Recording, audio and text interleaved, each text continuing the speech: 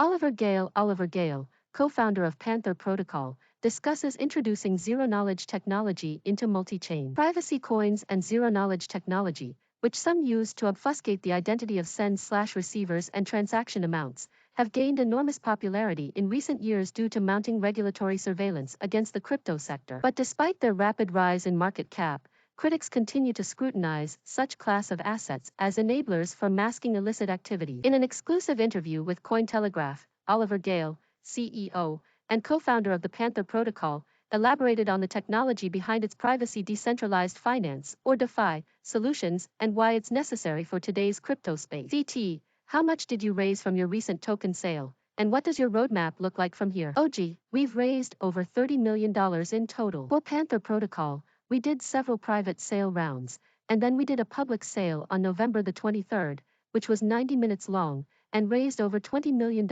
during that time. The second question is around the roadmap itself. So Panther Protocol is a multi-chain privacy protocol with several zero-knowledge data disclosure tools built into it.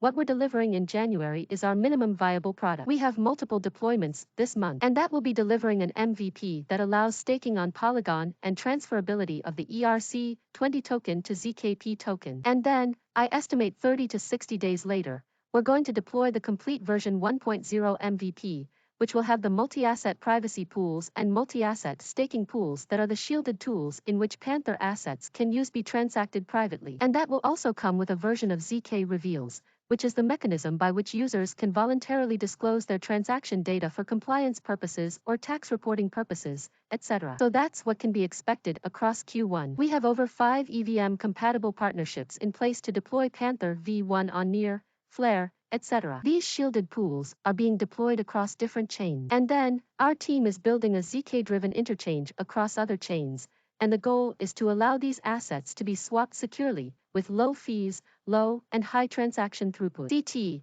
what's the underlying cryptography behind these assets? OG, so the multi-asset shielded pools are based on ZK-SNARKS. So you have a combination. The shielded pools are, a version of mixer technology with the ability to split join transfer assets. Then we use ZK-SNARKS for proof of ownership. So essentially, transactions happen within the multi-asset shielded pool. And then the mechanism for data disclosure reveals is another ZK-SNARK circuit, which is set up to allow essentially a trusted provider to provide proof that can be verified on the Panther network of some data condition being met. And that, while it's been applied to compliance, is our first use case, and we're putting ZK Reveals into production with launched out, which is essentially a launch is launched out is what it sounds like. CT, skeptics would say that private networks using zero-knowledge cryptography could become enablers of illicit transaction. What are your thoughts on the matter? OG, in my view, if you build technology and have no intention of facilitating, aiding and abetting or enabling crime, you are not guilty of any crime. But why is privacy needed? Our white paper has this.